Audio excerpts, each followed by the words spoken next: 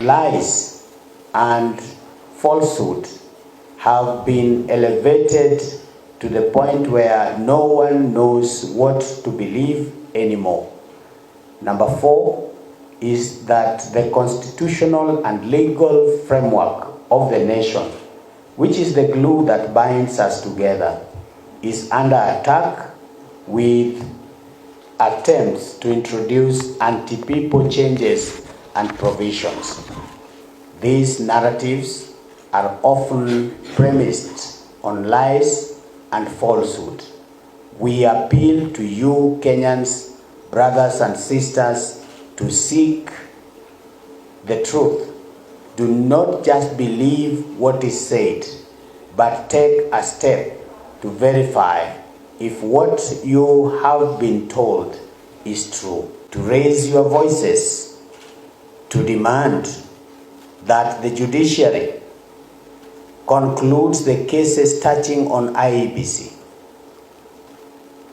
within the next 2 weeks. We must get back our democracy. Citizens, do not remain silent. Take every opportunity to demand that the implementation of Nhif is suspended until all the necessary structures are put in place. Kenyans, as voters, to collect signatures and commence the processes of recalling the members of parliament who are not performing as per your requirements and demands. And as electorates, you are the employer, not the employee, not the servant of the members of parliament and other elected leaders. To demand that the judiciary concludes the cases touching on IEBC within the next 2 weeks. We must get back our democracy. Instead of representing the people, they have become spanner boys and girls carrying out the work of the executive. Instead of oversighting the executive, they are cheerleaders in oppressing the people. Instead of speaking for the people, they are making oppressive laws. This state is unsustainable. About 17 million Kenyans who attend their services regularly. So through our local churches, we are going to continue encouraging Kenyans to have hope, because there is a lot of depression that is affecting Kenyans. We'll also continue to support our, to speak from the pulpit, speak about justice and to preach to the people and to nurture their spiritual needs. Ask the pastors not to be intimidated. Just like the prophets of old, those who are guilty, they fear even their own shadow. We ask pastors wherever they are to speak boldly and to preach freely and to prophesy when God has placed a message on them. The Constitution identifies. The government is a creature of the Constitution that was created by the people.